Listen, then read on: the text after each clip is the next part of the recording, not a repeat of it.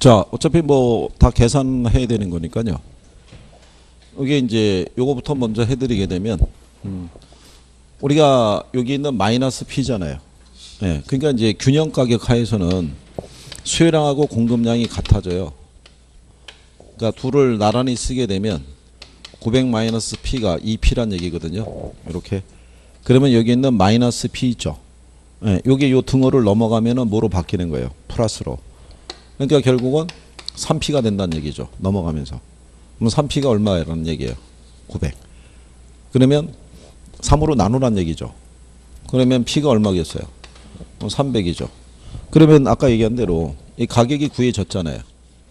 구해지면 요걸 여기다 대입하면 되죠. 여기다가. 가격이 먼저 나와야 이제 양이 나오니까. 그러면 900에서 300 빼면 얼마겠어요? 그렇죠. 600이죠. 그러면 균형 상태에서는 수요량과 공급량이 같으니까 수요량이 600이라는 얘기는 얘도 600이 돼야 되잖아요. 그러면 2 곱하기 300이라는 얘기죠. P가 300이니까. 그럼 2 곱하기 300 하면 그렇죠. 그럼 얘가 600이죠. 그렇죠. 그러면 얘가 지금 이걸로 변했다는 얘기잖아요. 수요만. 수요만 변했으니까 다시 쓰면은 어떻게 되겠어요? 1200 마이너스 P가 2P 이렇게 되겠죠. 얘가 이걸로 바뀌었다는 거죠. 그러니까 수요가 증가했다는 얘기예요. 이렇게. 그러면 똑같은 개념이잖아요. P가 넘어가겠죠. 그럼 몇 P? 3P. 그럼 3P가 얼마? 1200. 그렇잖아요. 그러면 P가 얼마겠어요? 400일 거 아니에요. 3, 4, 10이니까. 그러면 얘가 400으로 나왔잖아요. 그럼 1200에서 400 빼면 800이잖아요. 2 곱하기 400 하면 800이잖아요. 그럼 얘는 800이죠. 그렇죠? 그러면 원래보다 300에서 얼마로? 400으로. 600에서 얼마로? 800으로. 그렇죠? 변화가. 뭐 이렇게 하는 거죠. 근데 이게 작년 문제거든요. 그러면 이거는 똑같잖아요. 이거는 똑같은데 출제자가 뭐만 바꿔준 거예요? 1200을 뭐로만 바꿔버린 거예요? 1500으로. 얘가 2P면. 해보시면 암산이 되죠? 넘어가면 플러스니까 3P잖아요. 3P가 얼마? 1500. 그죠? 그럼 3으로 나누란 얘기잖아요. 그럼 얼마겠어요? 500이죠, 500. 그죠? 그럼 여기다 500을 집어넣으면 1500에서 500 빼면 2 곱하기 500 하면 1000이죠. 그럼 얘가 1000이죠.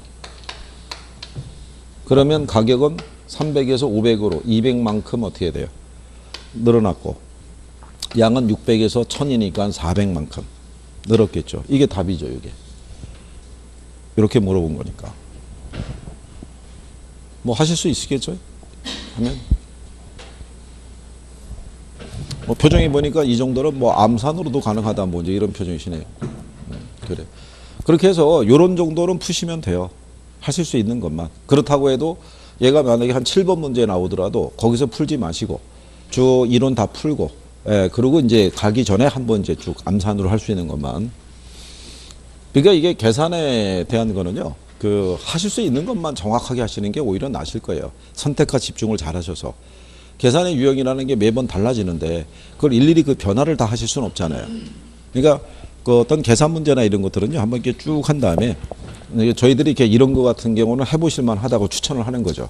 할 수 있다고. 근데 복잡한 애들은 어차피 시간 내 풀기 힘들어요. 그죠? 그럼 이것도 여러분들이 해보시면 균형 상태에서는 얘하고 얘가 같다는 얘기잖아요. 그죠? 그러면 수요량하고 뭐를 구하려고 그러면 공급량을 구하려고 그러면 역시 뭐를 구해야 돼요? 가격을 구해야 되죠. 가격을. 그러면은 둘을 연립해서 쓰면 80-3P가 10 플러스 4P와 같다는 얘기거든요. 그러면 똑같이 여기 마이너스 3P가 있죠. 넘어가면 뭐로 바뀌겠어요? 플러스로. 그러면 몇 P가 되겠어요? 7P가 될 거고. 그럼 여기 있는 요 10은 이 앞에 플러스의 부호가 생략돼 있으니까 넘어가면 뭐로 바뀌겠어요? 마이너스로. 그러면 결국은 80에서 얼마 빼란 얘기예요. 10을 빼란 얘기니까. 80에서 10 빼면은 70 나오잖아요. 그럼 70이 7P잖아요. 그럼 P가 얼마겠어요? 그럼 10 나오겠죠. 그러면 얘가 10이 나왔으니까 이걸 여기다 대입하면 되죠. 3 곱하기 10 하면 30이잖아요. 80에서 30 빼면 50. 그럼 얘가 4 곱하기 10이니까 40이잖아요. 40에다 10 더하면 50이겠죠. 이렇게. 그렇죠? 그러니까 자, 그래서 이제 균형에 대한 거는 이제 그렇게 해서 이제 계산이 가능한지 다 가능하시겠죠? 이거 어차피 저기 다음 달이면은 그 진실이 나오니까 그렇죠? 한번 확인해 봐야 되잖아요. 그렇죠? 여기 이천이 앞에 있는 친구 오래간만에 온 거 같네? 어? 오래간만에? 이천이 없고 앞에 있는 친구 오래간만에 온 거 아니야? 학원에? 본인 뒤돌아보는 본인 오래간만에 온 저기 아니냐고. 또 열받았겠네. 오래간만에 학원에 나왔는데 이 인간 등장도 안 하고 그러면 또 앞으로 열심히 하나? 찍히는 거 아니냐고? 참, 여기는 이거 나 화면 보면 나밖에 안 나와. 나밖에 안 나와. 그러니까 여기다 이제 편안하게 물어볼 수 있는 거. 그러니까 여러분들 편안하게 대답하시면 되는 거예요. 편안하게. 그러니까 여기 저기 그 과기대학생들은 대부분 저기 어쩌다 한번 얼굴 보여준 다음에 물어봐서 열심히 할 건가? 그러면 열심히 하겠다고 그러죠. 그리고 이제 또 소식이 끊기죠. 하여간 여기 지금 현재 꾸준히 나오는 게 이천이하고 최천이하고 저기 있는 김천이하고 이제 꾸준히 나오고 있고. 참. 그리고 그 누구죠? 그 총각? 고총각인가요? 고총각 꾸준히 나오고 있고. 고총각은 뭐 어쩔 수 없이 꾸준히 나와야 되는 입장이고. 그리고 여기 계신 이제 어르신분들 이제 꾸준히 나오시는 거고. 그죠? 여기 계신 분 두 분도 꾸준히 나오고 있는 거고. 나머지 분들은 계속 로테이션으로 돌고 있는 거죠. 계속. 그죠? 그러니까 언제 한번 과기대학생들은 언제 한번 한 자리에 모일지 나도 그거는 장담할 수가 없을 것 같아요. 시험이 끝날 때까지 한번 모이는 날이 있을지. 그죠? 그러니까 이 정도는 해줄 수 있어야 되겠고요. 그 다음에 이제 우리가 요걸 이론에 대해서 이제 배우시면 균형의 이동을 이제 배우시는데 첫 번째가 뭐냐면요. 수요하고 공급이 각각 변동했을 때, 그러니까 각각 변동한다는 얘기는요. 하나만 변한다는 가정이에요. 하나만. 자, 하나만 변할 때 첫 번째가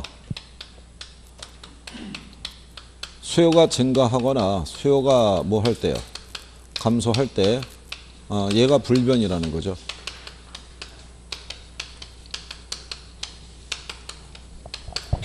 그러면 이때 이제 그 균형 가격하고요.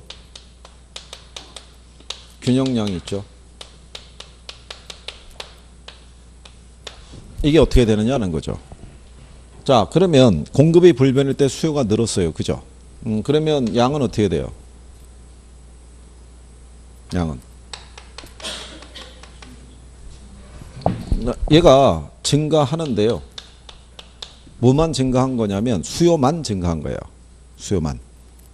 그러면 공급은 그대로인데 수요만 늘었으면 무슨 상태가 되냐면 초과 수요 상태가 되죠. 그래서 가격이 상승한다는 거죠. 그렇죠? 그러니까 예를 들어서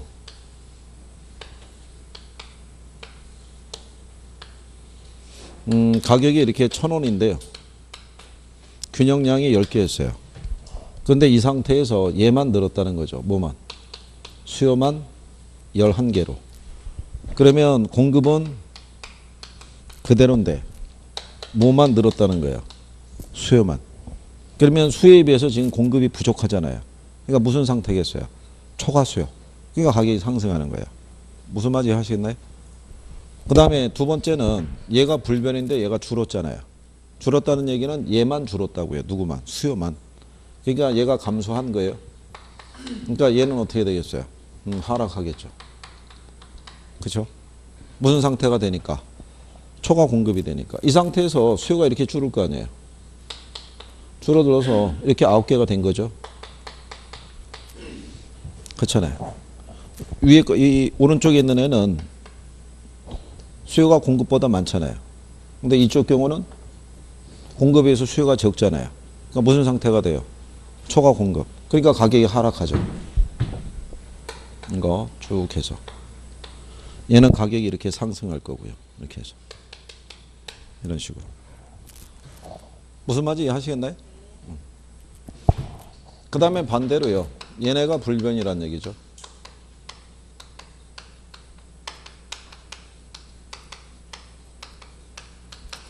그럴 때 이제 공급이 증가하거나 공급이 감소하는 경우를 예를 드는 거죠. 이렇게.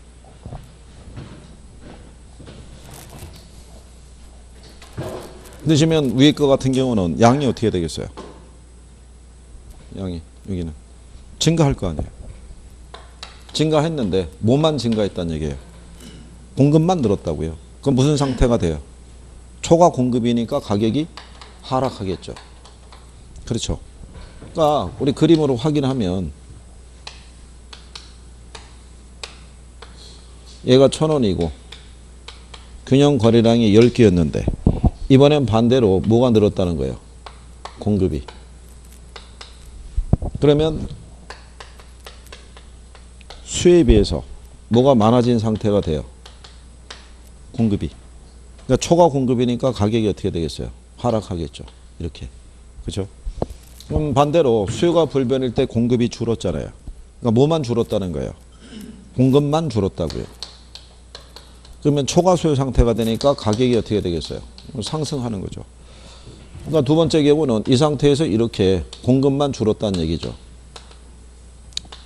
9개로. 그러면 이거는 뭐란 얘기예요? 공급이죠.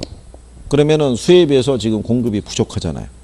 그러면 초과 공급이 되니까, 초과 수요가 되니까 가격은 상승하겠죠. 이렇게. 그거 얘기하는 거죠. 요 과정의 변화는 이해하시겠어요? 이거는. 네. 근데 중요한 거는 그래프를 그리면 안 되고 이 문장으로 이해하셔야 되거든요. 문장으로. 이걸 언제, 만약에 지문이 나오면 이걸 언제 그래프를 그려서 확인하겠어요? 문장을 보고 내가 판단해야 되는데. 그렇죠? 이게 실전에서 나온 적이 있어요. 실전에서. 공급이 불변일 때 수요가 감소하면 가격 하락이죠. 네, 이거 상승한다고 틀리게 출제한 적도 있어요. 그걸 1번 지문에 넣어서. 그러니까 읽고 바로 답을 찾으라 이렇게 얘기잖아요. 그죠?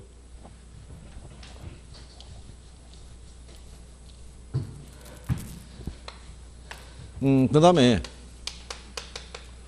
수요하고 공급이 있죠. 이게 동시에 변동하는 경우죠. 자, 동시에 변동할 때 이게 여러분 시험상에서 또 어떻게 줬냐면요.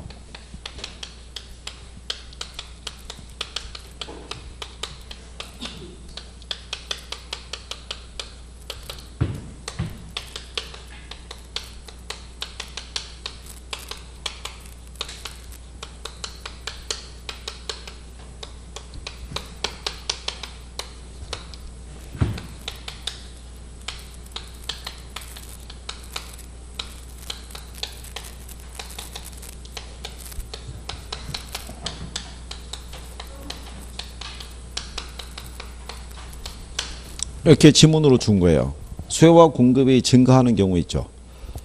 균형량은 증가하고 균형 가격은 수요와 공급의 이동폭의 크기에서 결정이 된다는 얘기예요. 무슨 말인지 아시겠죠? 그러니까 예를 들어서 이런 거죠. 수요도 증가하고요.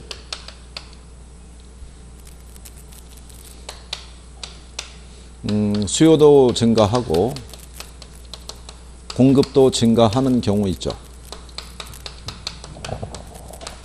그렇죠? 네. 이때 균형 가격이 있죠. 하고 균형량하고 일단 가격은 어떻게 돼요? 이 상태에서. 자, 여기 보시면 이 내용이잖아요.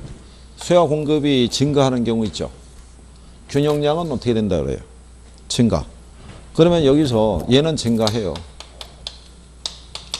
근데 얘는 우리가 그걸 알 수가 없다고요. 알 수가 없는 거는 이동폭의 크기가 표시가 안 돼 있잖아요. 어느 게 더 많이 증가했다라는 표현이 없잖아요. 그러니까 초과 수요 상태인지 초과 공급 상태인지를 알 수가 없어요. 그러니까는 가격은 우리가 불명확하다고 그래요. 모른다는 얘기죠. 근데 만약에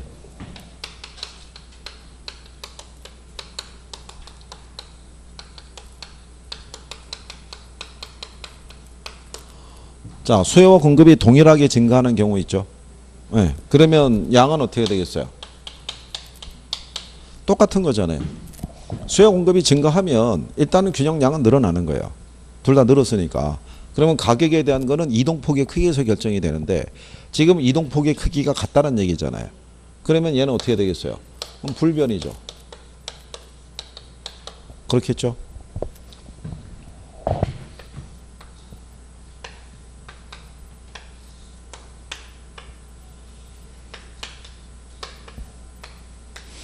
여기가 이렇게 균형인데요. 요 점에서는 지금 뭐가 같아요? 양이 같잖아요. 이 가격하에서. 그러면 균형점이 1로 가든 어느 쪽으로 가든 이쪽으로 가든지 간에 양은 변화가 없다고요. 그죠? 가격은 변화가 없다고요. 양만 변화가 있지. 그러면 이쪽으로 가게 되면 수요는 뭐 했다는 거예요? 증가했을 것이고 공급도 어떻게 돼요? 늘었다는 얘기잖아요. 그러면 늘었을 때 얘하고 이동폭의 크기가 같으면 그러면 양은 그냥 그대로 가격은 그대로인데 뭐만 늘어나는 거예요? 양만 늘어나겠죠. 양만. 그렇죠? 그럼 만약에 이렇게 주죠. 수요의 증가가 공급의 증가보다 크다면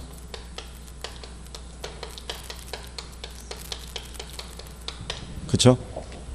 그러면 양은 어떻게 돼요? 증가하겠죠. 자, 여기서 일단 이제 이동폭의 크기가 구별이 된 거죠. 뭐가 더 크대요? 수요의 증가가. 그러면 가격은 어떻게 되겠어요? 가격은 상승하겠죠. 수요도 증가하고 공급도 증가했는데 뭐가 더 많이 증가했대요? 수요가. 그럼 무슨 상태가 돼요? 초과 수요. 그럼 가격은 상승하는 거죠. 그렇죠? 그 다음에 이게 이제 출제자들이 문맥을 바꿔주면서 이제 착각을 유도하는 거예요. 원래대로 한다면 공급의 증가가 수요의 증가보다 크다면 이렇게 가면은 편한데 조금 바꿔서 수요의 증가보다 공급의 증가가 크다면 이런 표현이겠죠. 바꾸면. 그러면 양은 어떻게 되겠어요? 양은 증가죠. 그렇잖아요. 여기 보시면 지금 다 무슨 개념이에요? 다 증가잖아요. 그렇잖아요. 그러니까는 얘는 다 증가하는 거죠. 이게 지금 기본 논리잖아요. 수요 공급이 다 증가하는 경우는 양은 무조건 증가하는 거죠. 가격만 이동폭의 크기에서 결정이 되는데 지금은 뭐가 더 많이 늘었다는 거예요.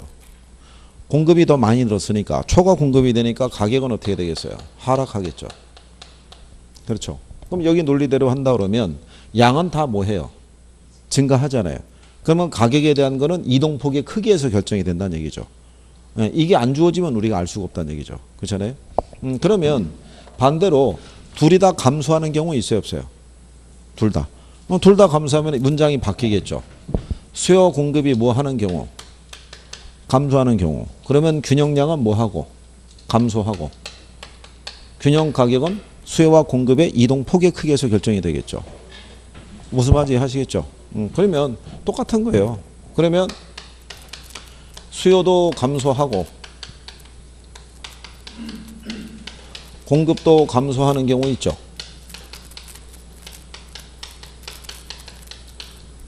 양은 어떻게 돼요? 양은 감소하는 거죠. 가격은 알 수가 없죠. 줄긴 줄었는데 누가 더 많이 줄었는지를 알 수가 없잖아요. 무슨 말인지 하시겠어요? 그냥 같은 맥락이죠. 이렇게 쭉 갔을 때. 그럼 왜 이거 지금 문장으로 풀어드리냐면 이게 저희가 하기에 편한 거는요. 그냥 이런 거예요. 수요가 증가하거나 공급이 이렇게 하는 게 훨씬 편해요. 저희는 쓰는 게. 근데 시험장에 가면 이 화살표가 안 나온다고요. 또 여기에 익숙해지면 나중에 가서 또 이걸 또 바꾸고 하면 쉽지 않으니까 이걸 바꿔버리는 거예요. 이렇게 해서. 그러니까 익숙해지시면 문장 보고 내가 바로바로 찾을 수 있어야 돼요. 그죠? 네? 자, 그 다음에 반대로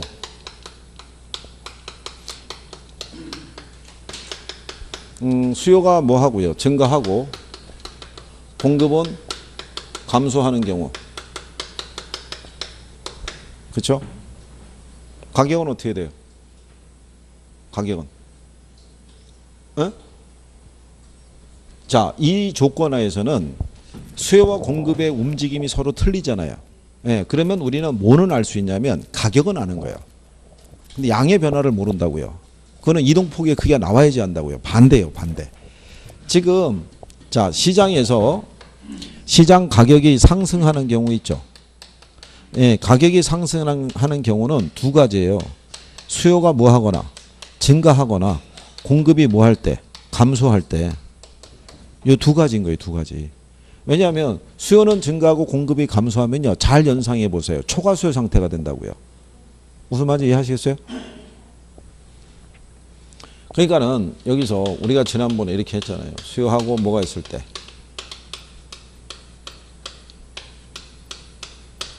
이 상태에서 수요는 뭐 했다는 거예요?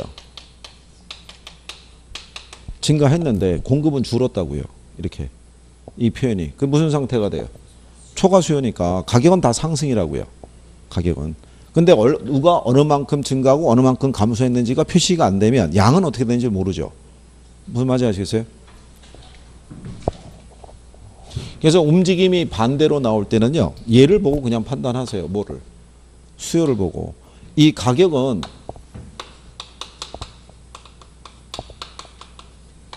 이 수요가 움직일 때 같은 방향으로 가요. 근데 공급이 움직일 때는 반대 방향이에요. 그러니까 얘가 줄어드니까 얘가 상승하잖아요. 근데 얘가 증가하니까 얘가 상승하잖아요. 무슨 말인지 아시겠죠? 반대로 움직이면. 그러면 여기서 양은 어떻게 되겠어요? 여기서 이걸 모른다고요. 증가하고 감소했는데 어느 게 더 많이 증가하고 감소했는지가 표시가 안 돼 있잖아요. 그죠? 그러니까 두 번째가 수요의 증가와 공급의 감소가 같다면 가격은 어떻게 되겠어요? 가격은 상승이죠.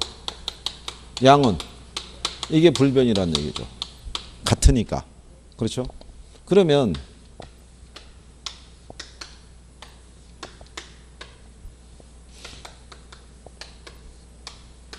아까 이 균형점에서요, 좌우로 움직이면은 뭐는 같냐면 가격은 같은 거예요. 그죠? 양만 움직인다는 개념이고, 여기서 이게 위아래로 움직이면 가격이 변하는 거예요. 균형점에 대해서. 그러면 여기서 수요 곡선이 이렇게 수요가 늘죠. 늘어나는데 공급은 어떻게 돼요? 이렇게 줄어든다고요. 그러면은 여기서 이렇게 올라갈 거 아니에요. 그러면은 뭐는 그대로예요. 양은 그대로인데 가격은 상승하잖아요. 이렇게. 무슨 말인지 아시겠죠? 그러니까 수요의 증가와 공급의 감소가 같으면, 그죠? 가격은 상승하는데 뭐는 불변이다. 양은 불변이다 이거예요. 그러면 이렇게 얘기하죠. 수요의 증가가 공급의 감소보다 크다면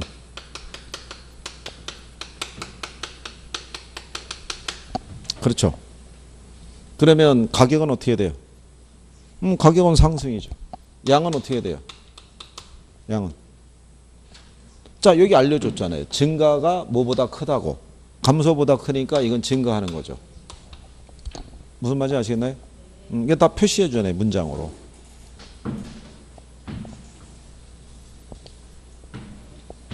자, 그 다음에 수요의 증가보다 공급의 감소가 크다면 가격은 어떻게 되겠어요? 네? 상승이라고요. 자, 여기서 수요는 다 뭐해요? 증가하고 공급은 감소하니까, 그죠? 무슨 상태가 되는 거예요? 초과수요. 그러면 가격은 상승이고, 근데 뭐가 더 크대요? 감소가 더 크다라고 그랬으니까 양은 뭐 하겠어요? 감소하는 거죠, 감소. 네? 그러면 여러분들이 볼 때 수요는 감소하고 공급은 뭐 했을 때? 증가했을 때. 그럼 무슨 상태가 되겠어요? 수요는 줄고 공급은 늘어난대요. 무슨 상태? 초과 공급. 초과 공급이면 가격은 하락하는 거예요. 이 조건에서의 가격은 다 하락인 거예요. 그렇잖아요? 양만 구별을 해주면 안다고요. 양만. 그러니까 이런 식으로 표시해주면 수요의 감소가 공급의 증가보다 크다면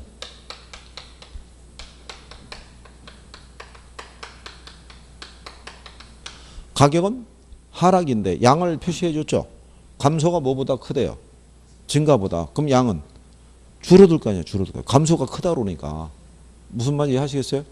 여기가 이제 되셔야 다음 거로 넘어간다고요. 이게 돼야.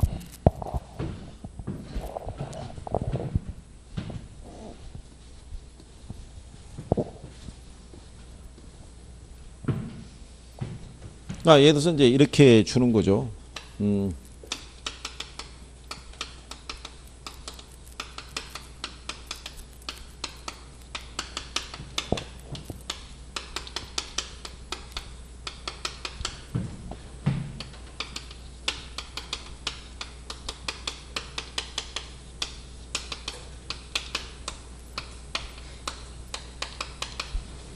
가장 이제 간단한 질문이 이제 이거죠. 균형 상태인 시장에서 소득은 증가하고 생산 요소 가격은 상승했다는 거죠. 이렇게. 그죠? 그럴 때 이제 균형 가격과 균형량은 어떻게 되느냐 이렇게 물어보는 거죠. 이렇게. 그러면 이제 이게 소득이 증가한다는 얘기는 수요가 어떻게 돼요? 생산 요소 가격이 상승하면 공급은 어떻게 돼요? 이거 물어보는 거죠. 그러니까 수요는 증가하고 공급이 감소하는 건데 요거를 이렇게 이제 변화 요인으로 바꿔주는 거죠. 무슨 말인지 아시겠네? 그러니까 이제 얘들이 먼저 앞으로 빠져나오는 거죠. 그러니까 우리가 일반적으로 뭐가 증가하면 소득이 증가하면 수요가 어떻게 돼요? 증가할 거 아니에요. 그 다음에 생산 요소 가격이 상승하면 얘가 상승하면은 공급은 어떻게 돼요? 줄어들 거 아니에요. 그죠? 네, 그래서 이제 요거를 가지고 줬던 거를 얘들을 변화시키는 요인을 앞으로 끄집어내는 거죠. 이게. 그래서 이제 이게 어떤 상태가 되는지 물어보는 거죠. 그럼 이 조건이면 어떻게 되겠어요?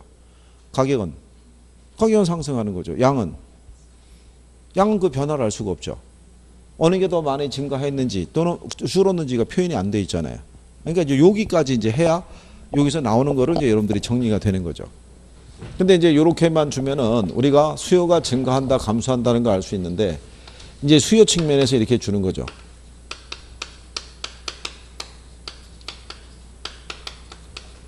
대체재의 가격은 뭐하고? 하락하고. 건설 노동자의 임금이 있죠. 이게 하락했을 때. 그죠?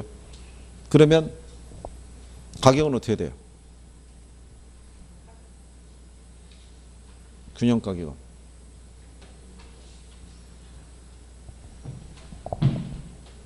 이거 아까 했잖아요. 이거 칠판에 놓고. 이거. 대체재 가격이 하락하잖아요. 그럼 수요 어떻게 돼요? 수요는 어떻게 돼요? 수요는 감소하잖아요. 그렇죠? 건설 노동자 임금이 하락하면 공급은 증가하는 거잖아요. 그러니까 요건에 요거 물어보는 거죠. 그러면 가격은 어떻게 되겠어요? 가격이 하락하는 거죠. 양은 그 변화를 알 수가 없죠. 그러니까 요인만 먼저 끄집어내 주는 거니까. 거기까지 해주시면 그죠? 그럼 이제 이런 거는 칠판에 나오는 것보다요. 오디선다로 이제 풀어보시면 그러면 이제 여러분들이 정리가 이제 가능하다는 얘기죠. 그렇죠? 여기 그 문항이 나오면은 구별할 수는 있으시겠어요?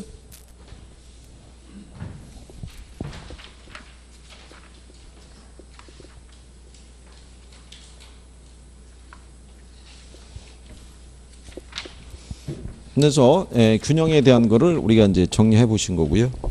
그 다음에 이제 25페이지 가면 이제 탄력성에 대한 부분이 있죠.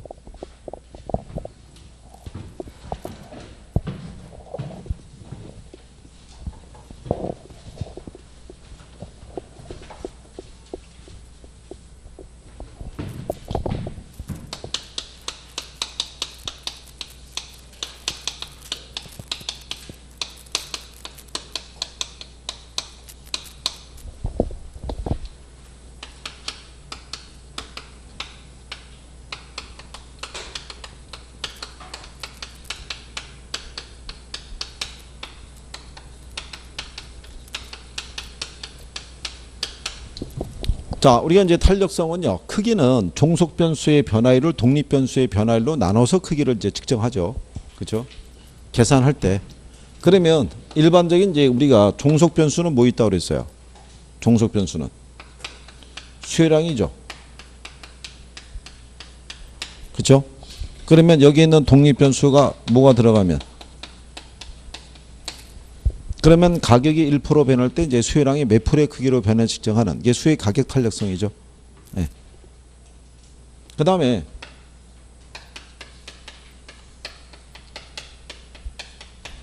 여기에는 이제 이 독립 변수가 이렇게 소득이 들어갈 수 있죠.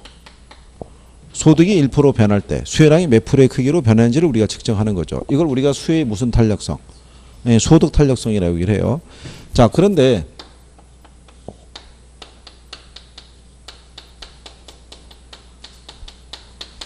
XJ 가격 변화율분의 XJ 수혜량 변화율이 있죠.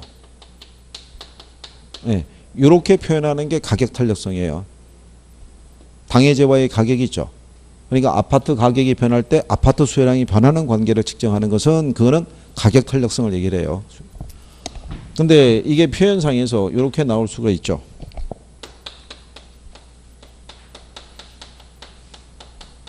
XJ 가격 변화율분의 YJ 수혜량 변화율로. 그렇죠? 그럼 요거는 수의 교차 탄력성이죠. XJ하고 YJ가 이렇게 나오니까. 그렇잖아요. 그러면 여러분들 시험상에서는 XJ라는 표현으로는 안 주고요. 그냥 이렇게 줘요. 아파트의 가격 변화율분의 아파트 수혜량 변화율이 있죠. 이렇게 주죠. 이렇게 표시하는 거는 무슨 탄력성? 가격 탄력성.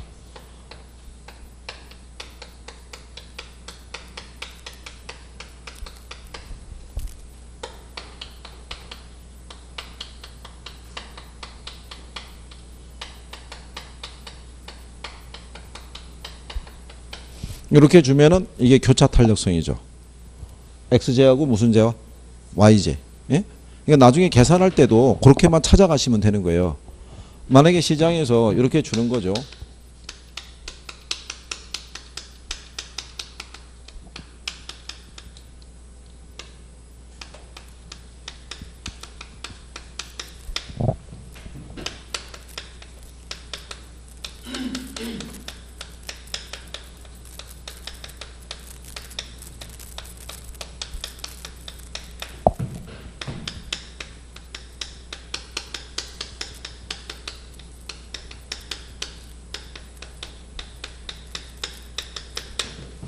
자, 소형 아파트 가격이 16% 상승했을 때요. 다세대주택의 수요량은 8%가 증가하고요. 소형 아파트의 수요량은 4%가 감소했대요. 그러면서 이제 물어보는 게 A는 가격 탄력성의 수치를, B는 교차 탄력성의 수치를, 그 다음에 C는 소형 아파트와 다세대 주택과의 관계.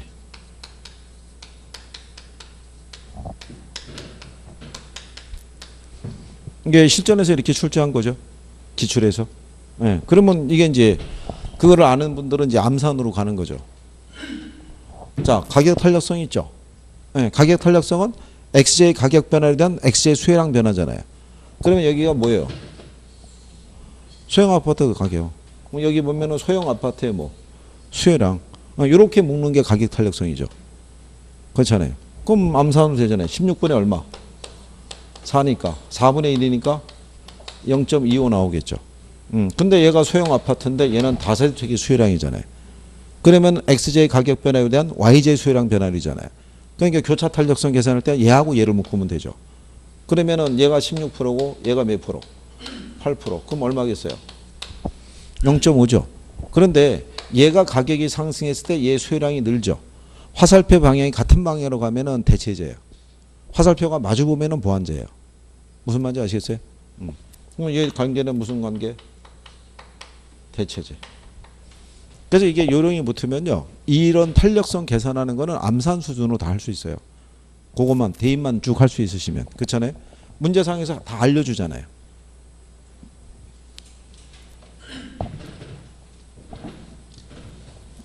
자, 그러면 탄력성에 대한 것들이 이제 이렇게 돼 있을 때 여기서 어쨌든 간에 제일 중요한 게 수혜의 가격 탄력성이라는 얘기죠.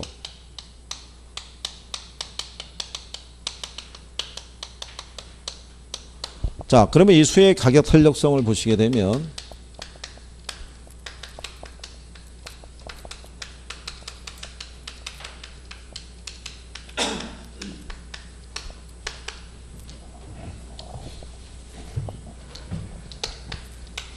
이게 가격의 변화율에 대한 수혜량의 변화율의 크기를 우리가 수치화시킨 거죠. 그러니까 읽을 때는 분모부터 읽고 올라간다고 그랬죠. 계산할 때는 거꾸로 내려오면 된다고 그랬어요. 그죠? 그러면 여기서는 이 변수가 몇 개가 있어요? 3개 있잖아요. 그럼 3개 변수 중에서 2개를 주고 나머지 하나를 구하라는 거예요. 그렇잖아요. 그러면 예를 들어서 이런 거죠. 가격이 10%가 뭐 했을 때, 상승했을 때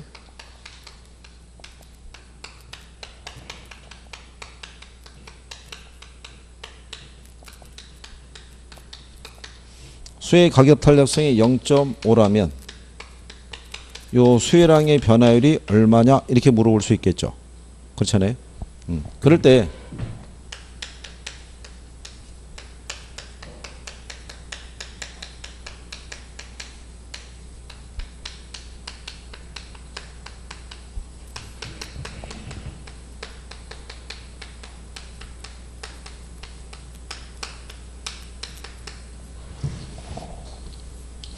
수혜 가격 탄력성이 0.5일 때 수혜량이 5%가 감소했다면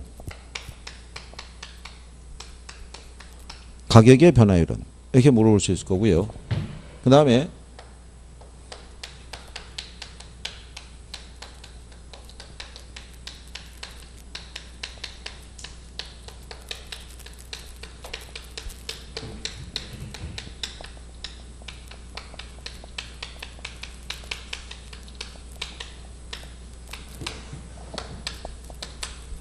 이게 물어보는 게 3개가 다예요. 자, 첫 번째 보시면 가격이 10% 상승했을 때 수혜량이 몇 프로가 줄었대요? 5%가. 이때 탄력성의 수치를 물어보는 거죠.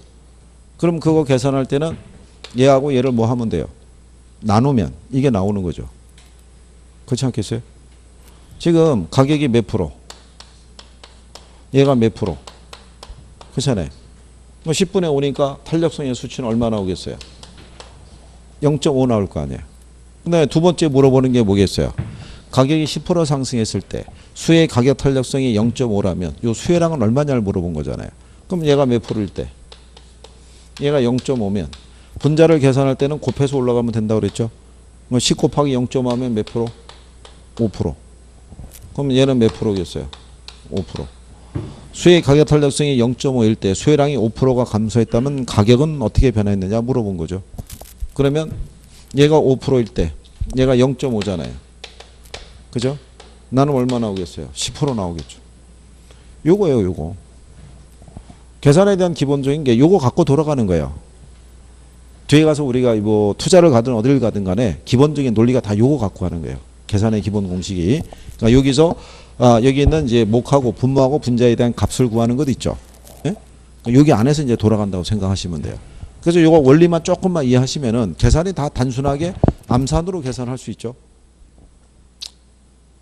뭐 표정이 불편하신 표정이군요. 예? 연습하시면 돼요. 연습하셔서 그래서 이제 제가 생각하는 거는 이거를 한다고 해서 뭐 꼭 반드시 뭐 이해를 해야 된다까지는 뭐 주문하는데 어쨌든 이런 원리가 있고 탄력성에서 간단한 계산 정도는 해주시면은 도움이 될 수 있다 이런 얘기죠. 탄력성 이 경제에서 나오는 계산 문제가 어려운 경우가 별로 없어요. 왜냐하면 기본적으로 여러분들이 이 수요와 공급 관계를 싫어하시기 때문에 계산 문제 나오는 것 자체도 좀 부담스러워하세요. 그 때문에 간단한 원리만 내도 충분하다고 이 양반들은 생각을 해요. 그러니까 그리고 만약에 그 공부하시다가 얘기하지만 안 되면 뭐 정이 안 되는 애들은 버려질지 어떻게 하겠어요. 그죠? 그렇잖아요. 여러분들이 싫어하는 게 일단 뭐 탄력성도 쏙 좋아하지는 않아요. 근데 얘들은 안고 가야 되는 게 뒤에 가서 계속 표현이 나오기 때문에 한 문제만 끝나는 게 아니라 여러 문제가 걸려있기 때문에 어쩔 수 없어요. 근데 만약에 안 되면 화폐 시간 가치를 뭐 안 되면 버려야지 어떻게 하겠어요. 그렇잖아요. 할인연금 수지 분석 힘들면 어떻게 하겠어요. 버려야겠죠. 그렇잖아요. 그 다음에 증권이 있어서 MBS 나온 거 싫으면 또 어떻게 하겠어요. 버려야겠죠. 삼방식도 싫어하면 어떻게 해야 돼요? 버려야 될 거 아니에요. 그거 다 버리면 한 대여섯 개 버리는 거예요. 다 버리면. 예. 근데 버리더라도 통으로 버리면 곤란하다는 얘기죠. 몇 가지는 그래도 가지고 가야 되잖아요. 그죠? 자, 해볼 수 있는 것만 해보시면 되죠. 자, 그래서 다음 시간에 했으니까 다음 주에 제가 왔을 때 여기서부터 해드릴게요. 가격 탄력성부터 해서 여기 이제 탄력성 그래서 요거 기본적인 이제 논리니까 이제 그렇게 생각하시면 되겠고. 그리고 뭐 이번 주죠. 혹시 만약에 뭐 나중에 계산 문제 할 때 그 들으시기에는 이게 이제 반복되는 거예요. 계산에 대한 논리는. 그러니까 기본적으로 생각하시면 되겠고. 어쨌든 뭐 다시 한번 그러니까 늦게 와서 뭐 죄송스럽고, 원래 제가 1년 동안에 늦는 이런 케이스가 없는데, 근데 저쪽에서 오는데 거기는 배차 시간이 1시간 간격으로 있어가지고 하나 떨어진 가면은 뭐 여기까지 오는데 1시간 반 이상 걸리니까 그래서 방법이 없더라고요. 어쨌든 다시 한번 사과의 말씀드리고, 어쨌든 이제 그래도 복습은 해주셔야 돼요. 그죠? 네, 그렇게 생각하시고, 자, 한 잘 보내시고 오전 수업은 여기까지 하겠습니다. 고생했습니다. 수고하셨습니다.